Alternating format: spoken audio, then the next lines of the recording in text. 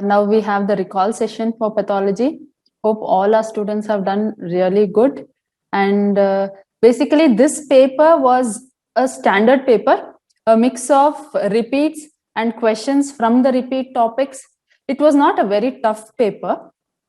As I always tell in the class, if you have gone through your Robbins images, it will suffice. Okay, so there were approximately 28 to 30, if you say, but I have got a recall question of 29 in my count. So we'll just go through all the questions. The first question is, there is proptosis in a child with a Desmin positive tumor. Okay, so what I want you to observe here is there is proptosis. So something to do with the head and neck. It's a child. Okay, and then it is Desmin positive. So they have given you a IHC marker. Okay, so Desmin positive tumor. So the probable diagnosis is leukemia. Yes, it can come, but is it going to be Desmin positive? No. So this is not your option. Okay, then lymphoma, yes, it can come, but it is not Desmin positive. Yes. Ewing sarcoma, no, you will rule it out. Okay, so your answer will be embryonal rhabdomyosarcoma. Here, two things you have to know. You have to know about IHC markers. Okay, so this is the list of markers. I've always told you in my classes also, you have to know. So if they give you CK positive, that means it is going to be some carcinoma.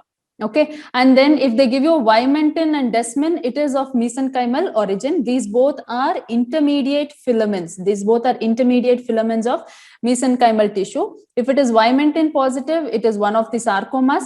If it is Desmin, specifically the neoplasm is either skeletal muscle or smooth muscle or cardiac muscle derived. Okay, so if it is actin positive, it is specific for alpha smooth muscle actin, and it is specific for again muscle tissue. GFAP, if they give it as GFAP is positive, it is gliomas. Okay, and then HMB45 positive, it is melanomas. CD34, very, very important, it is vascular or endothelial markers. Ki67 is basically going to tell you the cellular proliferation, the percentage of proliferation. CD31 is very specific for Kaposis. These are the just most important markers which at least you have to remember for your NEET. Okay, so CD117 and DOG1 is just, DOG1 is very, very specific. I've told you in my classes also. CD68 and HAM56 are for malignant fibrous histiocytoma. This was asked once, so I have mentioned. Okay, so when you know this list, and when you know that Desmin is positive, in the amongst the options, there is only one thing, rhabdomyosarcoma, which can be Desmin positive. Okay, because that is the only thing which is from a muscle tissue. So that will be your answer. Okay, a small note about rhabdomyosarcoma. These are all picked up from Robbins only. The sentence is picked up from Robbins directly. It's a malignant mesenchymal tumor. That is why Desmin is positive. Okay, skeletal muscle or differentiation. That is why Desmin is positive.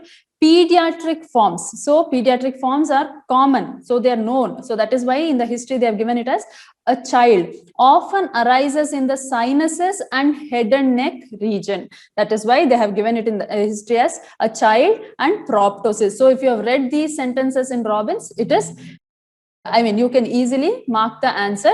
So you have to know this list also. Please memorize this list for your NEET.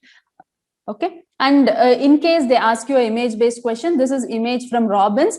Okay. There are two variants which you have to know of rhabdomyosarcoma. This is embryonal and this is alveolar, because here the cells are taking a pattern of the alveoli. That is, there are spaces here, isn't it? So that is why it is alveolar type. And if it is like this, see, all these are individual muscle cells. If you see here, they're all muscle cells. Okay, so if you see cells like this, it is rhabdomyosarcoma. This is embryonal variant, and this is alveolar variant. Okay, so one more thing you have to know here, just for information, is you have to know all the round cell tumors. Okay, you have to know the list of round cell tumors and a little about how they present and what are their chief characteristic features you have to know. Okay, lymphoma is a round cell tumor. That is why one of the option is lymphoma there. Oat cell carcinoma is a round cell tumor. Rhabdomyosarcoma is a round cell tumor. Ewing sarcoma and neuroblastoma. Ewing's, neuroblastoma, lymphoma, rhabdomyosarcoma, and oat cell tumor. Sorry, it is actually enroll. The mnemonic I usually tell is enroll. Okay, fine. Okay, going to the next question. A patient presented with renal failure, chronic sinusitis. Okay, so you know that there is renal failure, there is chronic sinusitis.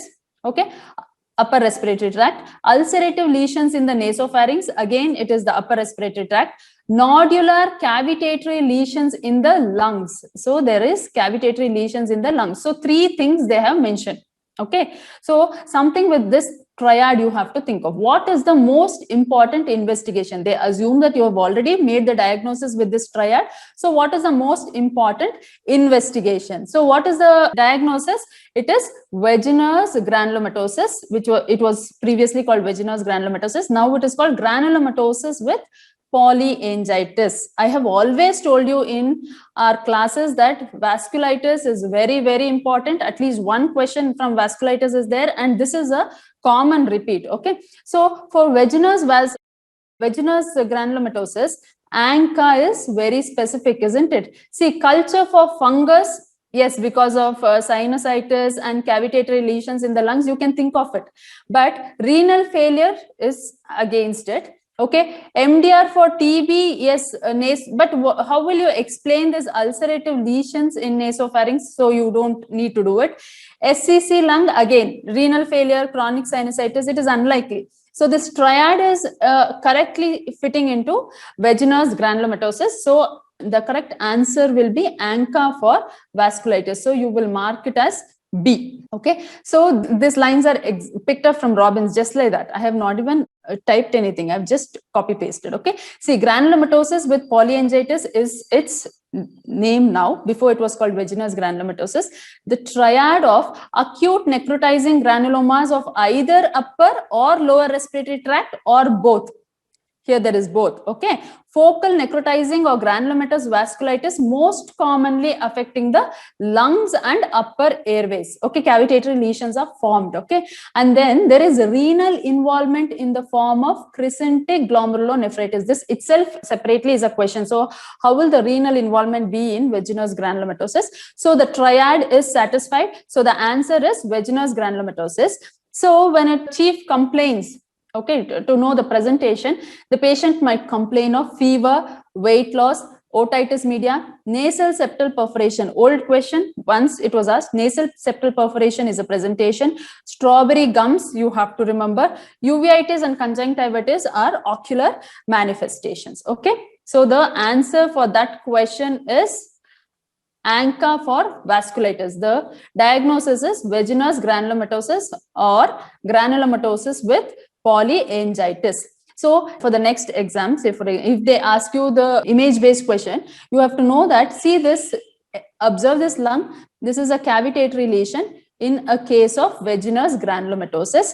See, there are granulomas here, multinucleated giant cells. Okay, and histiocytes, epithelioid cells are here. This is granulomas.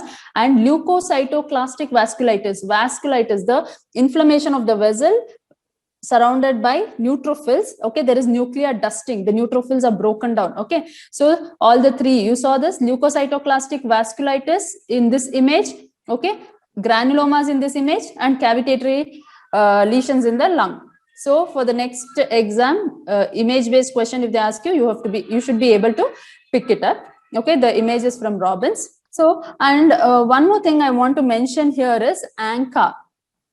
ANCA. Okay, so what is this ANCA? ANCA is nothing but antibodies which are formed against the enzymes inside the neutrophil. Antibodies which are formed against the enzymes inside the neutrophil. So we have two types of ANCA. Okay, C-ANCA and P-ANCA. Okay, previously they were called C-ANCA and P-ANCA. C-ANCA is against proteinase 3, PR3. Okay, so the antibody C-ANCA is against an enzyme called proteinase 3. So it is PR3-ANCA. PR3-ANCA. Okay. Previously P-ANCA, now it is called MPO-ANCA because it is against MPO. Previously, why they named it as C-ANCA and P-ANCA? C because it had cytoplasmic staining. because it had cytoplasmic staining, and P. anca because it had perinuclear staining. Perinuclear staining. Fine, you understood? So P. anca and C. anca. C. anca is positive in vaginous granulomatosis.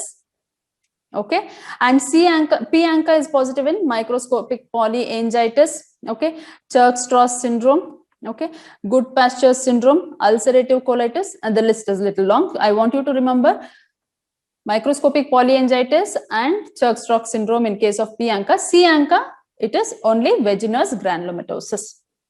So this image, as I always tell you in the classes, this is a very important image. In this one image, you can actually learn many things.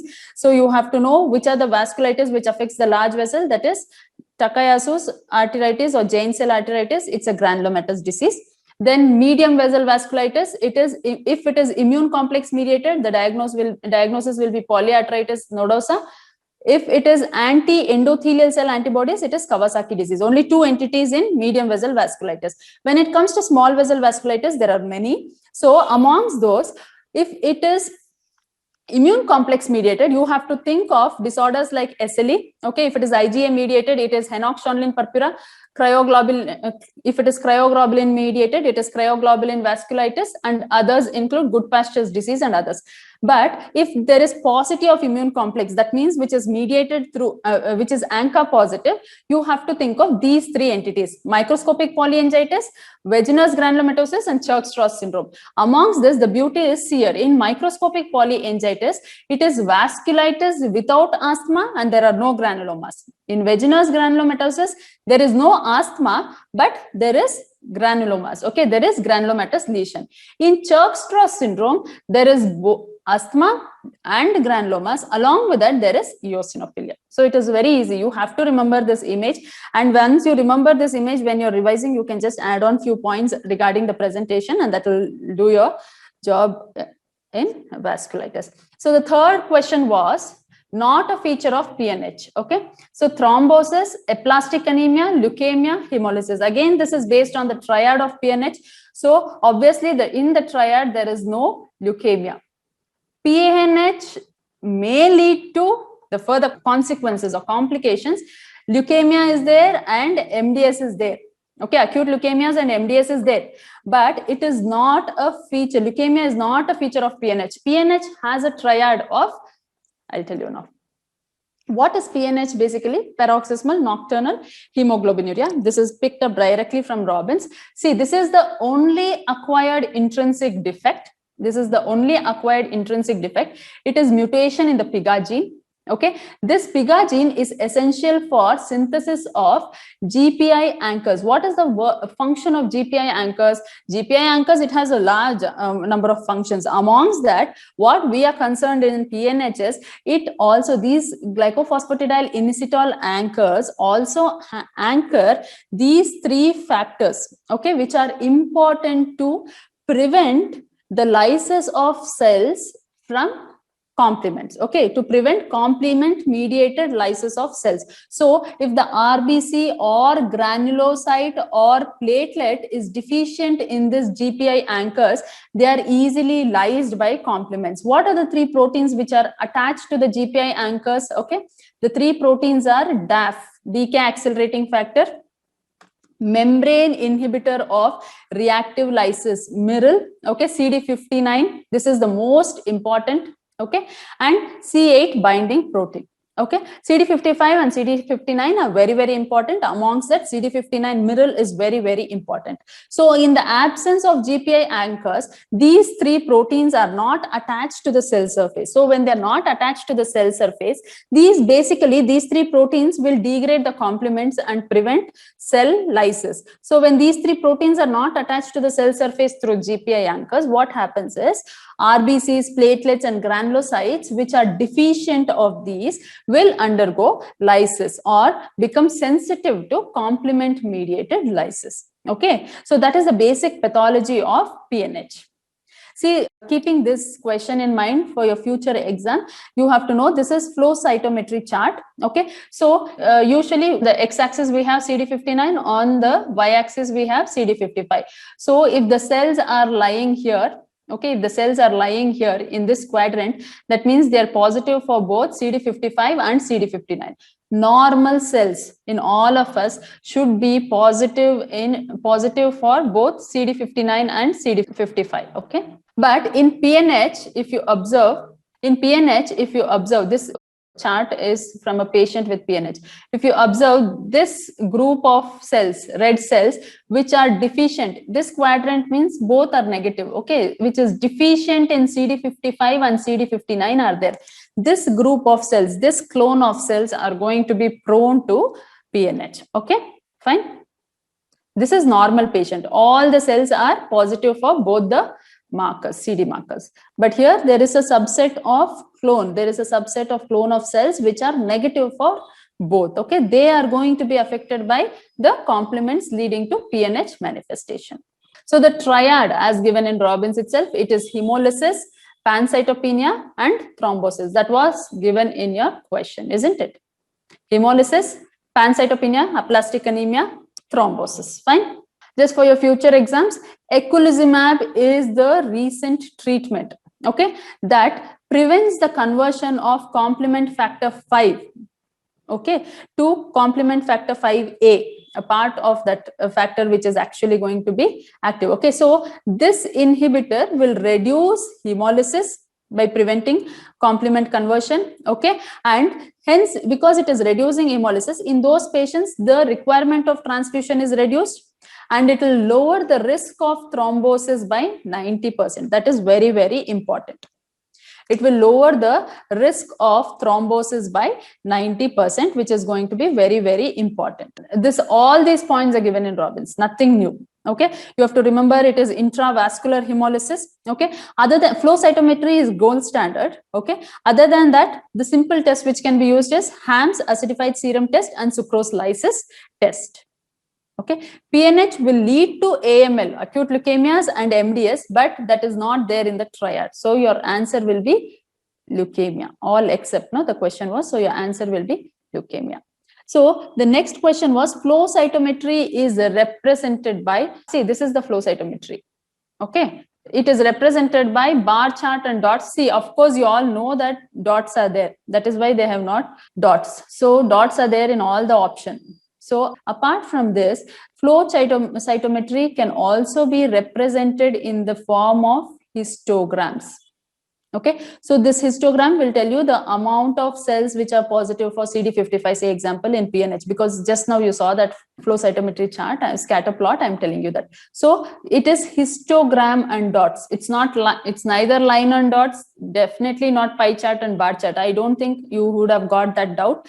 Your doubt would be in only these two options. The right answer is histogram and dots. The effect of G6PD deficiency is or are, okay. See, this is an English based question, okay. The effect of G6PD deficiency is or are decreased, reduced glutathione. Of course, in G6PD deficiency, what will happen? There will be decrease in reduced glutathione. Reduced glutathione is a moiety, okay. There will be decrease in reduced glutathione. Second one, there will be reduced NADPH. To produce this reduced glutathione, we need NADPH, that will be reduced, of course. So this option is correct. So this option is correct. Reduced lipid peroxidation, yes, this option is correct. But reduced RBC membrane damage, no, this is wrong. There will be increased RBC membrane damage. Okay, there will be increased RBC membrane damage. Fine.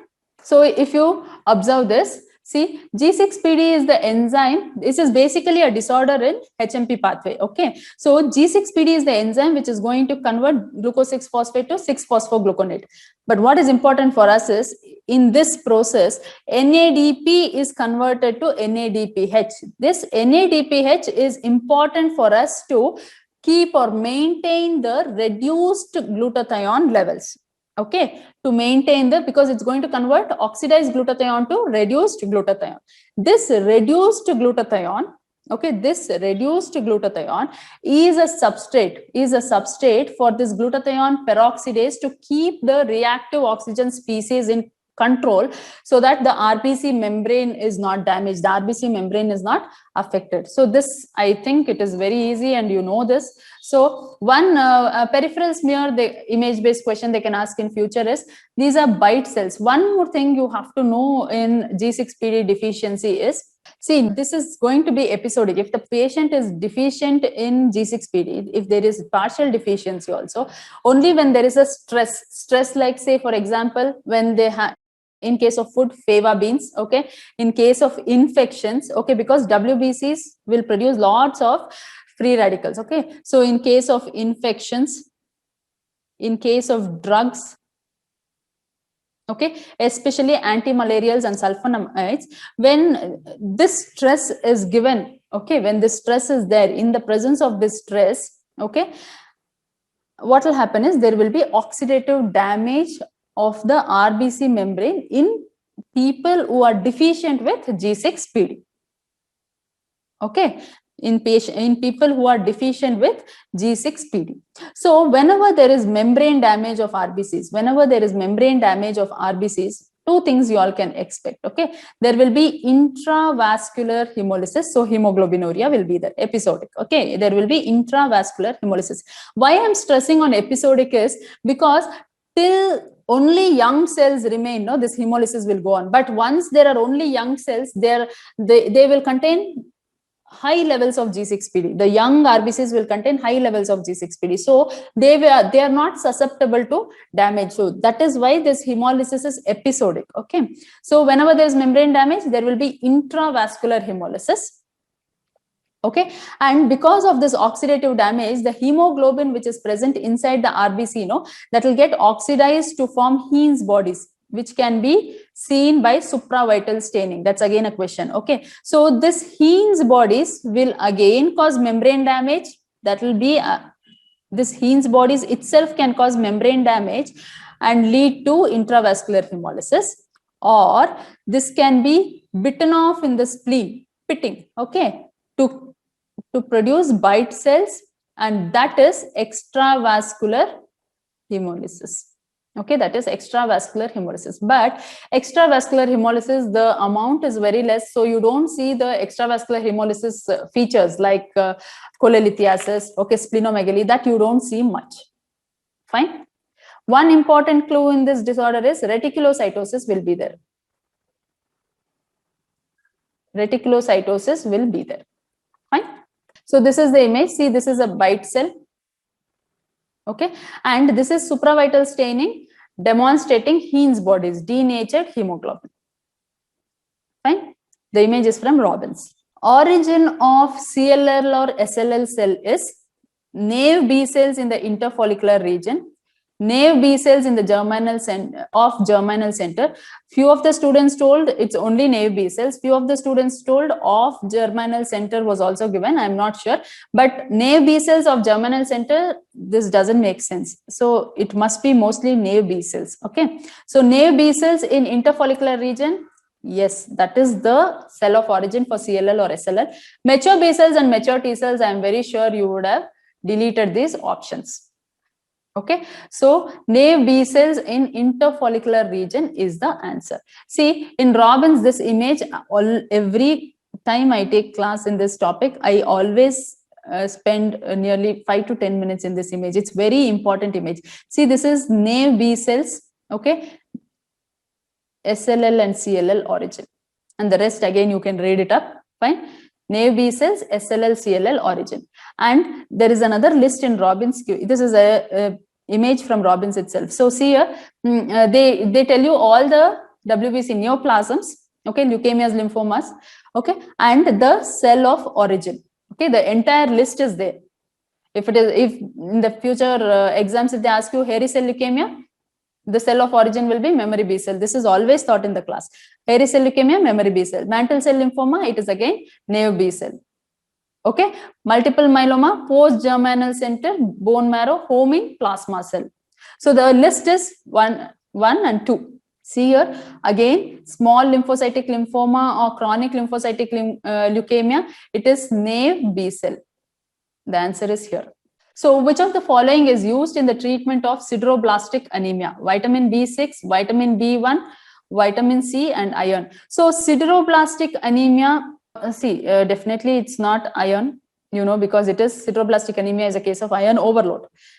Your doubt will be in these three. The answer is vitamin B6.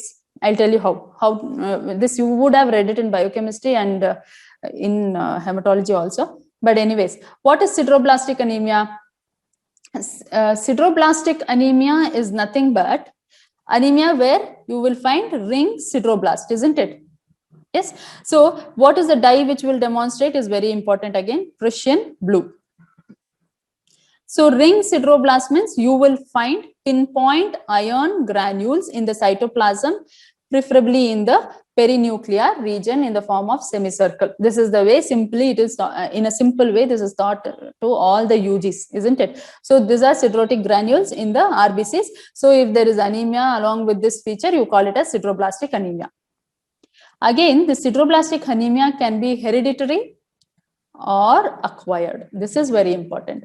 So hereditary is due to deficiency of ALA synthetase enzyme. Okay, ALA synthetase is the rate limiting step, isn't it? Rate limiting enzyme of rate limiting step or something like that to in the porphyrin synthesis, isn't it? So ALA synthetase, when it is absent or deficient, there is hereditary form of sideroblastic anemia. Okay, so there are acquired forms of sideroblastic anemia also. Okay, the causes for it is secondary leukemias. The causes is secondary leukemias, MDS, okay, copper deficiency, lead deficiency. This list is there in Robbins. Okay, lead deficiency. Okay, and then comes the answer, pyridoxine deficiency. That is vitamin B6 deficiency. So usually there is a trial of vitamin B6 given in all the patients of sideroblastic anemia. Okay, so the answer is here, vitamin B6 deficiency. You will find vitamin B6 deficiency causes acquired form of sideroblastic anemia. Usually in all the patients, a trial of vitamin B6 is given. So in these patients, usually there will be increased serum iron, increased serum ferritin, okay, increased percentage transferrin saturation, okay, increased erythrocyte porphyrin,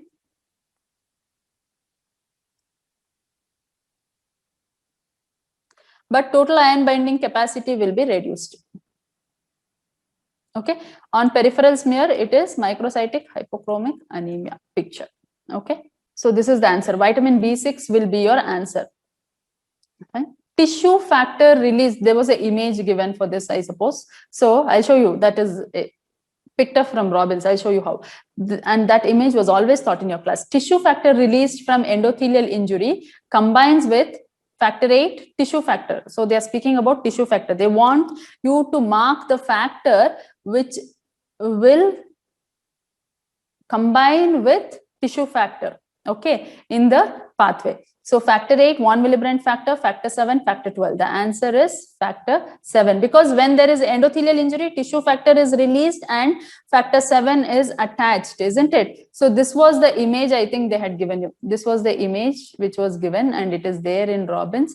And I think they gave you even this portion was given, isn't it? So there is endothelial damage, tissue factor is released, and this one they had left it blank, or they wanted you to mark the option that they had, say for example X, say for example if it is X, they wanted you to mark what is X, isn't it? So this is an image from Robbins. See what is X? Factor 7.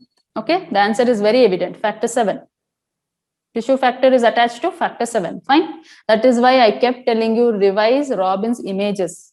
50% of your marks will be there. Okay. So next question is, fine.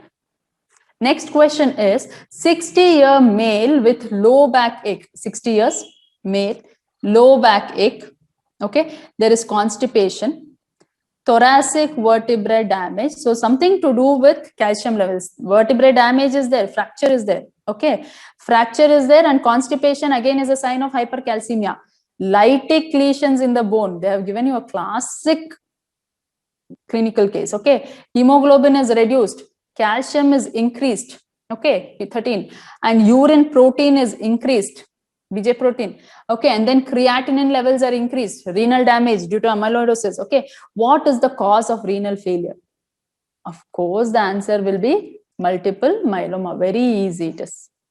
See, in hyperparathyroidism, okay, you can explain everything, but how will you explain this renal damage? You can't explain. How will you explain this low hemoglobin level? You can't explain. Okay, in milk alkali syndrome again, you, and of course in milk alkali syndrome, you can't explain this lytic lesions also.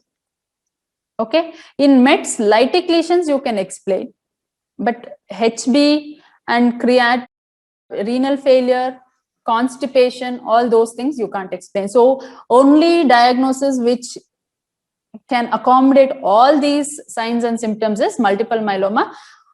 You just have to remember CRAB.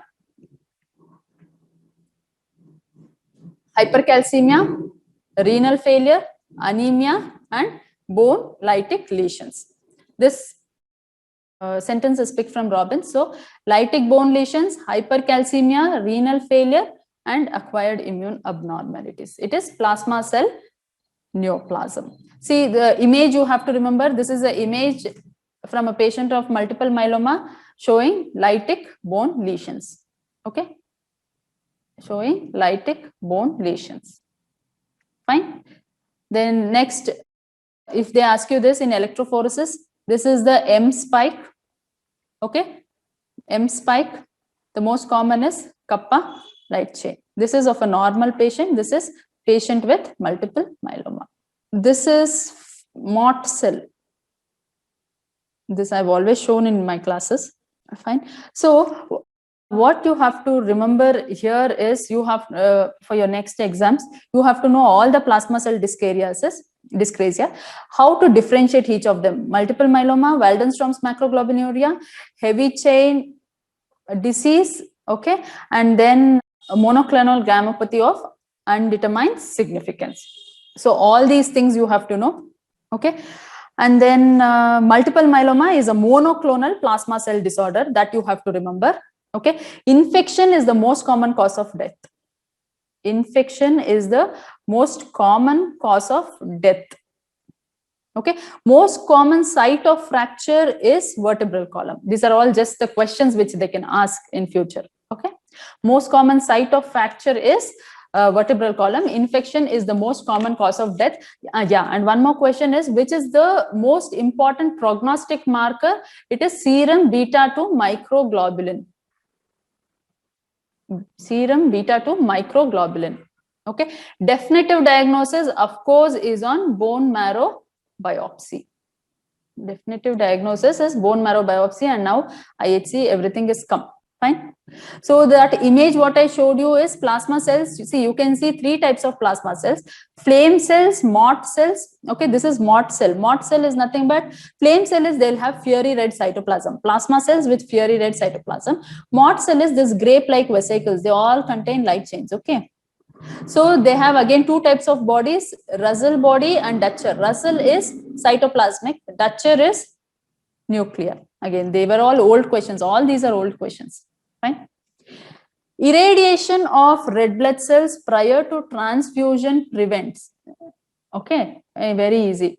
Trally, of course, it's not ruled out. HLA alloimmunization, no. For immunomodulation, definitely you're not going to meddle with immunomodulation. Basically, you're irradiating the blood products. Okay, you're irradiating blood product, most importantly to prevent graft versus host disease. It's a concept, you have to know it.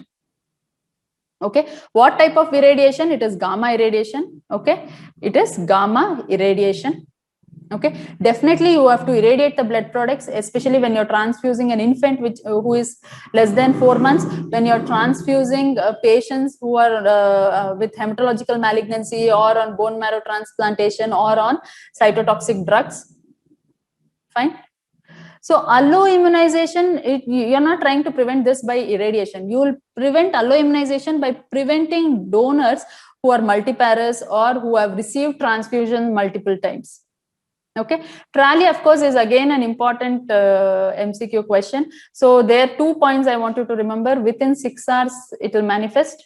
Okay, and which is the blood product which will most commonly cause TRALI is FFP.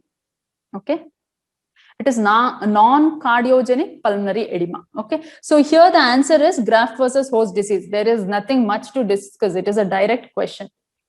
Which of the following clinical features may be seen in the following karyotype? So this was the karyotype. A similar image was given, I suppose. This karyotype, if you observe, there is a Y chromosome, good, and there are 2 X chromosomes. So of course, this is a case of Klinefelter syndrome. Okay, so it is 47XXY. Okay, it's a case of Klinefelter syndrome. So web neck, which is the clinical feature they're asking you? So web neck, no, it is Turner syndrome, isn't it? Polydactyly and flat occiput, it is of Down syndrome. Gynecomastia and thin limbs, yes, they are features of Klinefelter syndrome. It is given in Robbins. Okay, so the points which you have to remember in Klinefelter syndrome is it is the most common chromosomal disorder seen in males. That is the first point you have to remember. And the most common thing, what is most important clinical feature is hypogonadism and infertility. Okay, hypogonadism and infertility. Why it occurs? Because of meiotic non-disjunction. Meiotic non-disjunction. Okay, first meiotic division during oogenesis and spermatogenesis. Most common in oogenesis. It is given in Robbins. 60% of the cases occur during oogenesis and 40% during spermatogenesis. Okay, it's in the first meiotic division, meiotic non-disjunction. Okay, here of course, because there is an extra X, like in females, you will see a bar body. Okay, see in Turners, the IQ is normal, but in Klinefelters, they will have subnormal IQ. This is all for your future question, future exam. Subnormal IQ. They will have subnormal IQ. Most common cardiac manifestation is mitral valve prolapse. Okay, they are at increased risk for breast carcinoma and germ cell tumors, including embryonal cell carcinoma, teratomas. Okay, autoimmune disorders like SLE. Okay, their hormonal profile will be they will have reduced testosterone. Okay, reduced inhibin, fine, and increased LH and FSH. Increased LH and FSH. And one important clinical feature what they have mentioned in Robbins is gynecomastia and disproportionately long arms and legs. So this will be your correct answer. It's a direct, definitely one question from Klinefelters or Turners or Downs, though it is a very old topic, it's very a common thing to be asked. And then next is, which of the following is an RNA-based sequencing technique? Okay, so RT-PCR, reverse transcriptase PCR, Western blot, Sanger's technique, G-banding. This one flowchart, classical flowchart, I used to give it to you in the classes. See, Western blot, Northern blot, Southern blot, you all know that Western blot is for proteins, isn't it? Western blot is for proteins. So this option is ruled out. Sanger's and next, Sanger's and next generation sequencing, NGS. Okay, so that is for DNA. So this option is ruled out.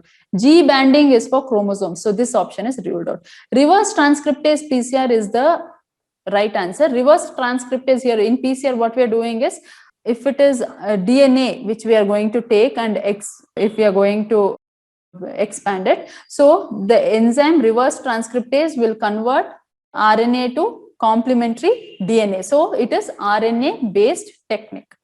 Fine. It is reverse transcriptase PCR is the answer. It is RNA based technique. About RNA interference, it's a very old question. Okay. It was a hot topic 3 years ago, but now it's an old question. True is, this is always told in your class. Knock up, knock down, knock in, knock out. This sentence I've always put. Knock down technology. So what are these iRNA? They are nothing but regulatory RNA, interference RNA. So basically, they are not going to delete a gene or nothing like that. They are just going to regulate the gene. Okay, they are just going to regulate the gene. So there are two regulating RNAs, long non-coding RNA and microRNA. Okay, this microRNA, which is usually 22 nucleotides in size, okay, which will modulate the translation. Okay, so it will either cause translational repression or cleave the mRNA and thereby leading to gene silencing. miRNA is normally present in the cells.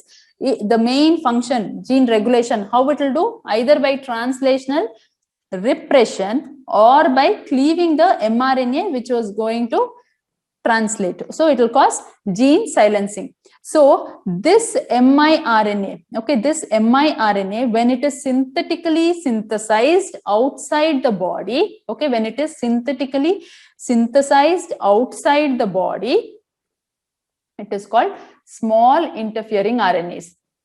Okay, in general pack, this is the first topic we have always taught you. Okay, so this small interfering RNAs, it is a synthetic form of miRNA. So of course its function also is gene silencing, that now we are using it in a therapeutic way. Say for example, some oncogene is causing a tumor, so to knock down that gene or to silence that gene, we use these small interfering RNAs. Okay, so that is called knockdown technology. That is called knockdown technology. These sentences are directly picked from Robbins and I've always highlighted in our classes. So very important. Fine. Arrange the following cellular events of inflammation in the right sequence. My favorite question. Always I've spent time on this. See this image, if you all remember, see there's nothing much. It's a very easy question. You all would have marked it right. So it is endothelial margination is the first thing. Okay. Next thing is rolling. Okay, then third thing is integrin activation. Fourth is stable adhesion. Previous questions, whatever we used to teach you, it was endothelial margination, rolling, stable adhesion, and then diapedesis. Instead of that, something integrin activation is there, but this was always taught to you. See, in this image, we used to always tell you, I used to always tell you, there is margination initially. Okay, there is margination initially. Okay, these are cellular events in inflammation, isn't it? These are the cellular events, vascular events, and then cellular events. Amongst the cellular events, first there is margination. Okay, after margination, there is rolling. They roll over the endothelium. Sorry, there is margination and they roll over the endothelium. So, which is the factor which is chemokine which is responsible for rolling? That was a question, previous question, isn't it? Selectin. Okay, selectin is responsible. See here, selectins are responsible for rolling. They cause transient adhesion. Once the cells are selectins, they undergo transient adhesion. There is integrin activation. The integrins which are present on the same WBCs, neutrophils, are getting activated. Okay, so the next step after rolling is integrin activation. After integrin activation, the integrins which are activated, which are at the high affinity state, will adhere, okay, to stable adhesion. Selectins were transient adhesion. After that integrin activation, which will lead to high affinity state of integrins, that will lead to stable adhesion. That will lead to stable adhesion, and then diapedesis. Okay, diapedesis. PCAM1 and CD31 are responsible, are the molecules, chemokines, which are responsible for diapedesis. That was also a old question. Okay, so I have always told you previously also, the integrin defect. Okay, integrin defects will cause adhesion defects. Okay, there are two type of defects: leukocyte adhesion defect 1 and 2.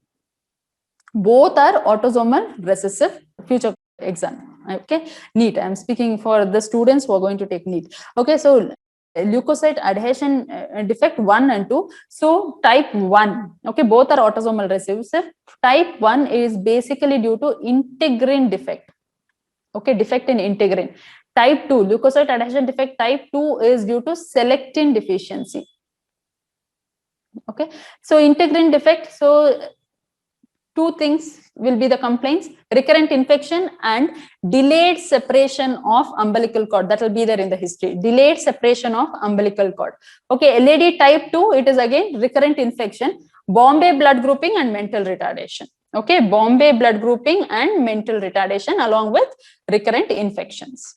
Okay, diapedesis, you have to remember PCAM1 and CD31 because it was an old question. Fine. Cells or mediators involved in early part of type 1 reactions. This question and the next question, there's a confusion. Few tell both the questions were asked. Few of the students telling that no, there was only one question. So anyways, I put up both the questions. So cells or mediators involved in early part of type 1 reactions are mast cells. Yes, you know it. Neutrophils. Yes. Prostaglandins. Yes. Histamine, yes. This is multiple option type question. Okay. Histamine, yes. Leukotrienes, yes. See, type 1 reaction always, this was the image which I used to explain in the class. This is directly from Robbins, isn't it? So here, see what is happening. Dendritic cells, okay. This antigen presenting cell is presenting it to naive T cell. Okay. There, T helper 2 cells are formed. This naive T cell will be converted to T helper 2 cells. Okay, in type 1 it is T helper 2, in type 4 it is T helper 1. That is again a old question. So this T helper cell will activate B cell. Okay, will help B cell in class switching. Okay, then there is production of IgE. This IgE will bind to mast cell which has Fc receptors. Okay, this IgE will bind to mast cell which has Fc receptors. This is there in the circulation. So till here it happens in first exposure. So when there is a second exposure of the allergen, what happens is the allergen binds to the antibodies. The allergen binds to the IgE antibodies, leading to degranulation of mast cells. Okay, leading to degranulation of mast cells. So when the antigen, okay, the allergen binds to the antibodies, there is degranulation. Immediate effect is the granules are released, so histamine and proteases are released. Okay, along with that, the membrane phospholipids, okay, there what will happen? Arachidonic acid and platelet activating factors are released. All these together will lead to immediate responses, including vasodilatation, vascular leakage, and smooth muscle spasm, that is bronchospasm. Here, one more important point you have to remember: platelet activation factor, okay, is the initiator of late phase reaction. Okay, late phase reaction are due to secreted chemokines from mast cells. See, this is the histogram. Initial allergen exposure, it is here. Okay, when there is a second exposure, immediate reactions occur. Okay, PAF will lead to initiation of the late reaction. Immediate reaction is due to degranulation of mast cells. Fine. Just go through this concept. It's there in Robbins. Fine. Which of the following are the events? The other question was, which of the following are the events within the minutes of inflammation? Neutrophils will get involved. Yes. Prostaglandins are released. Yes. Histamine is released. Yes. Leukotrienes are released. Yes. Mast cell activation is happening. Yes. All are right. So see here, principal mediators of inflammation. This tabular column is also from Robbins. So what are the principal mediators of immediate inflammation? Histamine is there, prostaglandins, leukotrienes, okay, cytokines, chemokines, platelet activating factor, complements, and kinins. You have to know this list. Okay, and of course, mast cells are very, very important. Cells or mediators responsible for delayed hypersensitivity reaction. If they've asked you to mark one option, the answer will be definitely cytotoxic T cells. Okay. If they've asked you to mark multiple choices, then all these three are right. IgG4 is not there. That you have no doubt, I'm sure. If it is a single answer, single option question, cell which is responsible for delayed hypersensitivity is cytotoxic CD8 T cells, standard. Okay. If it is cells, multiple, okay, you can add in dendritic and macrophages also. Image from Robbins, okay, fine. This image is from Robbins. So here, see, two types of type 4 or cell mediated can occur. Okay, two types, okay, of delayed hypersensitivity reactions can occur. Through CD4, when it is mediated through CD4, antigen presenting cell, when antigen presenting cell presents it to CD4, okay, so what will happen is T helper cell 1 is activated, T helper cell 1 is activated, then cytokines are released, chemokines are released, then inflammatory cells are attracted, macrophages are attracted, and then there is tissue injury. Usually this type of reaction is involved in granuloma formations. This type is involved in granuloma formation. Okay, the factors which are important is interferon gamma, interleukin 2 and interleukin 12, tumor necrosis factor alpha. Okay, in T cell mediated cytotoxicity, that is CD8 T cell mediated cytotoxicity, it is direct injury. Okay, the two things which helps in cell killing is perforin granzyme pathway, okay, and fast ligand mediated pathway. Perforin granzyme means perforins, okay, will damage the cell membrane. Once that is damaged, that will lead to apoptosis, okay, through granzyme. Then FAS mediated apoptosis, yes, you all know that, fine. So here I've just put it up so that, see, cytokine mediated inflammation delayed type, it is through CD4. Okay, interferon gamma is very, very important. And then next one is the classical T cell mediated cytotoxicity is through CD8 cytotoxic T cells. In case of multiple option, why I asked you to mark dendritic and macrophages is, see, macrophages are involved here. These are the macrophages. Dendritic cells are the antigen presenting cells. Okay. Fine. If it is single type, it is only CD8. If it is multiple type, you have to include antigen presenting cell and macrophages. Fine. Most typical manifestation of juvenile dermatomyositis. Malar rash, no. SLE. Photosensitivity, no. Periangal telangiectasia, no. Gottron's papule, yes. The triad is what? Heliotrope rash, Gottron's papules, mechanic sand. Okay, Gottron's papules. Fine. And perifascicular muscle atrophy. See, this is a fascicle, isn't it? Okay, perifascicular inflammation. Okay, there is inflammation here, lymphocytes. This image, you can see the chronic inflammatory cells, lymphocytes infiltrating. Okay, and there is muscle atrophy along with perifascicular inflammation. That is the classical triad. So it is a direct question.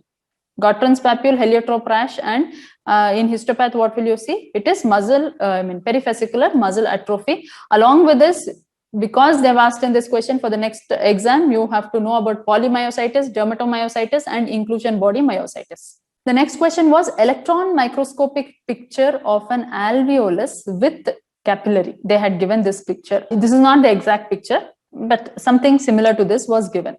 Okay. In COVID-19, they wanted to know what is inflamed and destroyed. So see, there is air here. So if there is air here, this must be the alveolar surface. Alveolar surface means what? Type 1 pneumocytes will be there and type 2 pneumocytes will be there. The flatter looking are type 1, the bigger ones are type 2. Fine. And then this is the basement membrane. This is the basement membrane. And see here, erythrocytes are there or RBCs are there. So this portion where it is in contact with the RBCs, it is the endothelium. It is the endothelium. So they want you to tell which is damaged in COVID-19. So obviously we all know the concept that endothelium is damaged. There is endothelial damage. That is why that acute lung injury features are seen.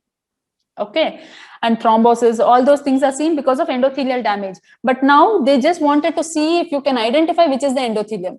It's very easy, logic, that's all. Air, the surface which is adjacent to the air is alveolar surface with type 1 and type 2 pneumocytes. And then this is the endothelium. So your option will be B. Most probable diagnosis, pemphigus vulgaris, lepromatous leprosy, mycosis fungoides, HP. See, mycosis fungoides ruled out. Cutaneous T cell lymphoma, it is ruled out. Okay, fine. Because you are seeing some blister here, isn't it? So it is a blistering reaction.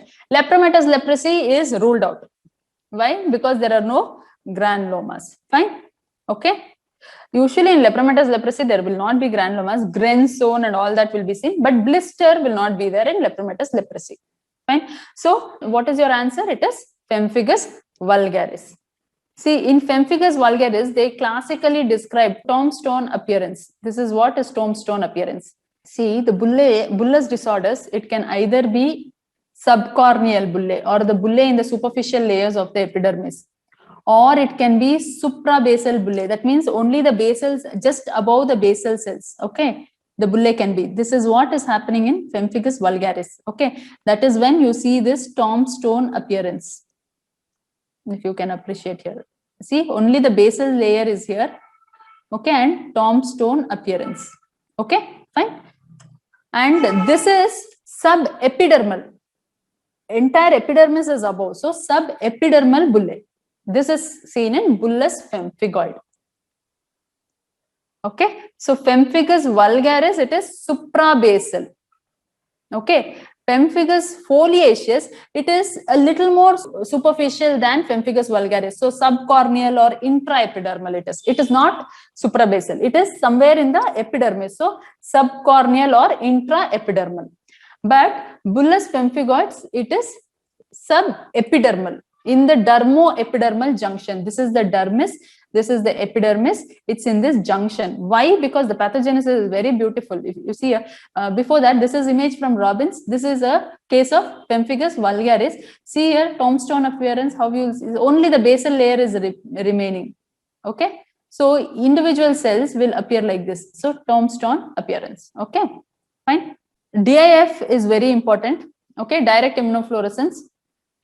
Important question. This is fishnet appearance. Around each cell you will see fluorescence. That is fishnet appearance. Blistering, whenever they give you a image with blister, you have to think of these things. Either it is pemphigus vulgaris, pemphigus foliaceus, bullous pemphigoid, okay, and dermatitis herpetiformis. Okay, pemphigus vulgaris is suprabasal. Okay, here actually antibodies are formed against desmoglein 1 and 3. Okay, desmoglein 1 and 3. That is why it is suprabasal. The basal cells are intact. Above that, there is a blister. In pemphigus foliaceus, it is intraepidermal or in the more superficial layers. It is not suprabasal. It is more in the more superficial, subcorneal or intraepidermal. Why is? Because here the antibodies are directed only against desmoglein 1 and not 3. Okay, whatever is important for your entrance, I'm telling you. Okay, otherwise this is a huge topic. Bullous pemphigoid, it is subepidermal. Okay, so dermoepidermal junction, there will be a blister. Why? Because here antibodies are directed against the basement membrane which is lying below the basal cells. That is why there is a blister.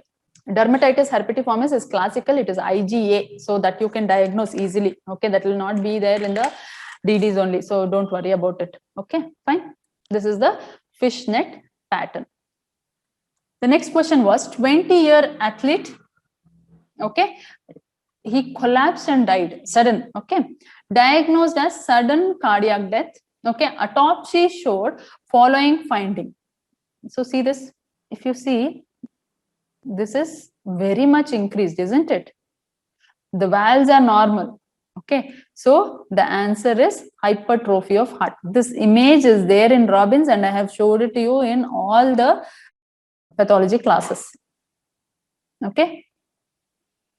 So again, we have two types of cardiomyopathies, dilated cardiomyopathy and hypertrophic cardiomyopathy, hypertrophic obstructive cardiomyopathy. Dilated cardiomyopathy, see, usually both dilated and hypertrophic, what is important for us for entrance point of view is, see, dilated can be even acquired and genetic, but HOCM is usually, it is most commonly genetic. It is most commonly genetic. Okay, what are the genes? The genes which encode sarcomere proteins, sarcomeric proteins. Okay, it can be beta myosin, alpha tropomyosin, myosin binding protein C, all those. So those genes are abnormal. Fine. So there will be asymmetric septal hypertrophy, banana-like. That is the word given in Robbins. Asymmetric septal hypertrophy. See the septum? Asymmetric, this is the septum. Asymmetric septal hypertrophy, banana-like. So what we have to know is this one image you have to know, and on histopathology, what will happen is there will be disarray of cardiac myocytes. So there will be excessive disarray along with hypertrophy. Along with hypertrophy of the cardiac myocytes, there will be haphazardly arranged. Okay, see, there is disarray of cardiac muscle. Okay, and there is hypertrophy. In dilated cardiomyopathy, it is autosomal dominant, whichever is due to genetic, okay, and it is titin gene, again important, titin gene, I mean TTN gene, and titin is the protein. Okay, see here, dilated cardiomyopathy, the septum is not hypertrophied, the entire chamber is dilated. Okay, the septum is comparatively thin, it is not thinned out, it is comparatively appearing thin. Okay, and there is dilatation. But here there is no disarray, there is just hypertrophy of the muscle bundles. There is disarray in HOCM. Regarding, so the answer there will be HOCM. Fine. Sudden death, see the thickness here, banana shaped. Okay, this is the image in Robbins. So if you have seen this image, definitely you would have marked it right. Okay, regarding tumor suppressor gene, correct statement is, okay, you have to choose multiple options. EGFR is positive in non-small cell cancer. This is right. Okay, these are facts. You have to memorize them. I always tell you, I'll come to that. Okay, HER2 new amplification in fraction of breast cancers. Yes, it is having a bad prognosis. BRCA1 is an oncogene. BRCA1 is a tumor suppressor gene. NMYC is a tumor suppressor gene. NMYC is a proto-oncogene. See, always I've told you in my classes, whenever you're reading out these genes, okay, I wanted you to read it out like this. Say, for example, EGFR proto-oncogene. Okay, I want ALK proto-oncogene. Whenever I told you, I asked you to memorize it as like that. See, the list is here. So these are the list of proto-oncogenes. And see, EGFR, okay, it is seen in non-small cell cancer was the option. See here, adenocarcinoma of lung. Fine, it is adenocarcinoma of lung. And the list continues. The proto-oncogene list continues. Okay, MYC proto-oncogene. Here, what have they given it as? MYC is a tumor suppressor gene, but what is it in this list? It is a proto-oncogene. That is why I always asked you to memorize it. JAK proto-oncogene, Notch proto-oncogene. I wanted you to memorize it like that only. Okay. Then next one is tumor suppressor gene list. This is the list of tumors. This is picked up from Robbins. Tumor suppressor gene. APC is a tumor suppressor gene. 10 is a tumor suppressor gene. NF1 and NF2 is a tumor suppressor gene, where I wanted always wanted you all to remember the proteins also. RB is a tumor suppressor gene. Okay, fine. The list is still there. So everything, P53 tumor suppressor gene, WT1, MEN1, BRCA, again see here, BRCA is a tumor suppressor gene. What is it given in the option? It is a oncogene. It's a direct question. EGFR is positive in non-small cell cancer. That means adenocarcinoma. So the option is right. It's marked here, see in the list. Fine. And HER2 amplification is seen in breast carcinoma. That also you know. HER2 is a proto-oncogene. Okay. It's not there in this list, but HER2 is a proto-oncogene. BRCA is not an oncogene. BRCA1 is tumor suppressor gene. NMYC is a proto-oncogene. Okay. HPV protein which suppresses RB gene. See, L1, L2 ruled out. So you have doubt only in E6 or E7. This image was always thought E6, P53. E7, RB. That's all. I need not explain anything else. E6, P53. E7, RB. Image from Robbins. Okay. This was always taught to you in the class. E6, P53, E7, RB. Okay. Next thing is, so your answer will be E6 is P53. Okay. E6 is P53. So that option is wrong, ruled out. E7 is RB. Okay. 7 comes after 6, R comes after P. That's how I remember. Okay, fine.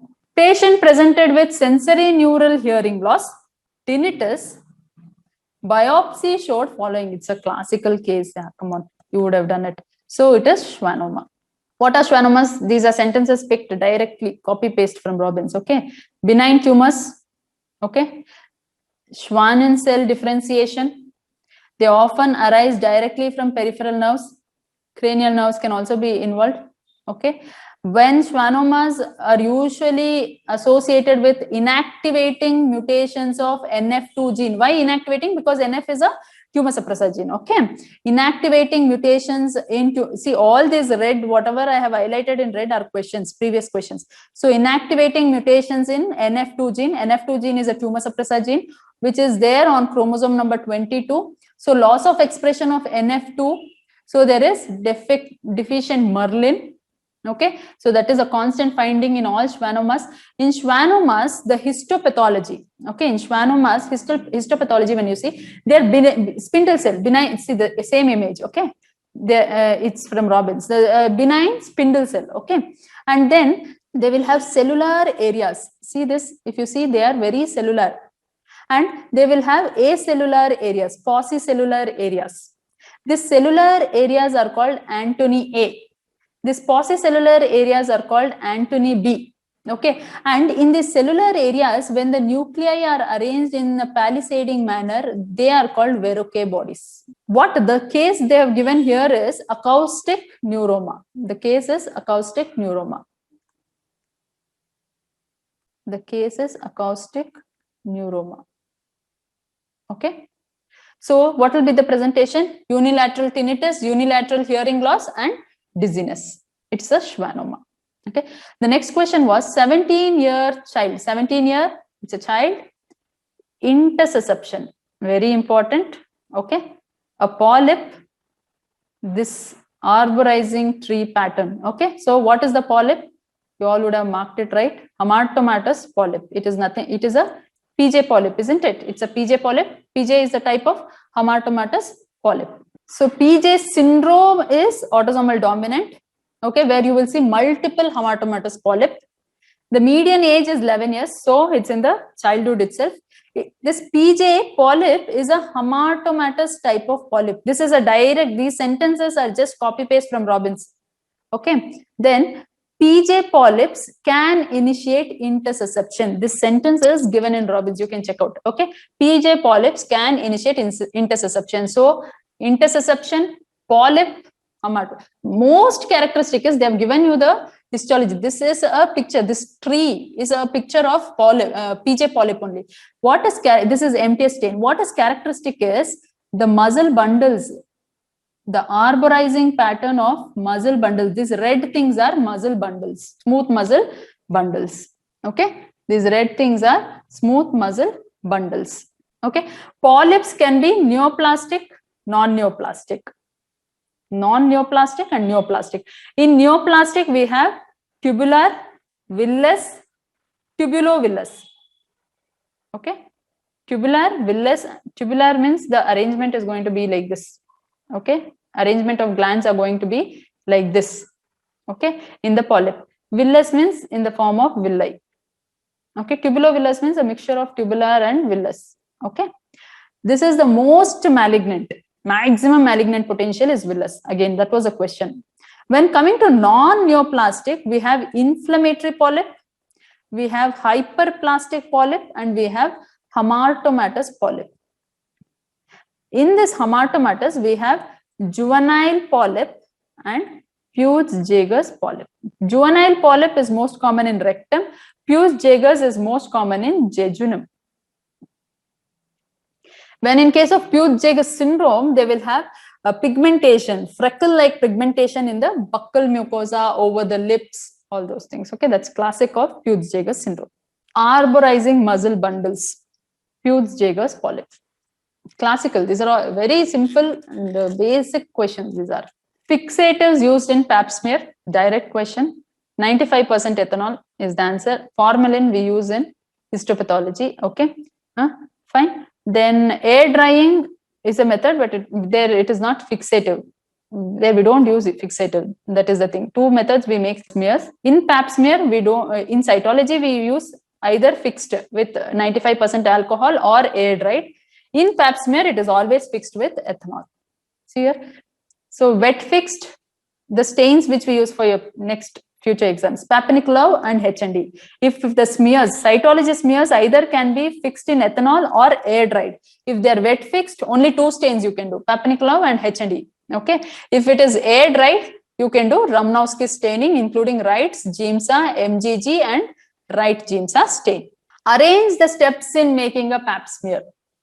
Of course, you have to retract the vagina. Okay. Then take a smear with Ayers spatula or a cyto brush. Make a smear on the slide. Okay. And then we have to put it for fixation in alcohol. Okay. So the sequence will be 1, take smear 2, 3, 4. Okay. Simple. All these are practicals which you would have seen in your internship. So steps in cytopathology, first is sample collection. This is about smear making. Okay. Then we make smear, that is we collect it from the Ayers spatula or cyto brush. We make a smear and then fixation of the sample. Okay. Put the sample in fixator and then staining of the smear and then interpretation. Instruments used. Cyto brush we use? Yes, we use. Ayers spatula we use? Yes, we use. Conventional pap. We use Ayers spatula. Yes. Retractor we use? Yes, we use. Fixative we use? Yes, we use. Okay, so all we use. Gloves we use. Coplin jar we use. Okay, for fixing. All those are there. Then identify the crystals seen in urine microscopy. Classic. Okay, it is calcium oxalate. Envelope shaped crystals. Envelope shaped crystals. See, this year they have concentrated more on basics, okay, and practicality. See, this is the image of how crystals appear. Okay. Uric acid crystal, plate-like or diamond-shaped. Okay. Calcium oxalate, classical envelope-shaped crystal. Triple phosphate, coffin-shaped. Whichever I am highlighting, you have to remember, okay. Coffin-shaped crystal. Triple phosphate is coffin-shaped crystal. Hippurate or hippuric acid is needle-like prisms. Okay. Calcium carbonate is dumbbell-shaped crystal. Okay. Calcium carbonate is dumbbell. Cholesterol is flat slate-like crystals. Cystine is again a hexagon. Cystine is hexagon. What is more important is calcium oxalate, uric acid, triple phosphate, coffin-shaped, calcium oxalate, envelope-shaped, uric acid, barrel-shaped. It is called barrel-shaped. Okay. Hippuric acid, needle-shaped, calcium carbonate, dumbbell-shaped. Thank you. Hope you all have done well, and for your future exams, all the best.